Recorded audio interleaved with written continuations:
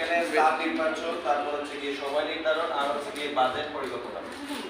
ধাপ 2 এ আছে সফর ও পর্যবেক্ষণ, যেখানে স্থানের স্থাপত্য ও ইতিহাস পর্যবেক্ষণ করা, ছবি ও ভিডিও ধারণের মাধ্যমে তথ্য সংগ্রহ করা। ভিডিও চাই আমার।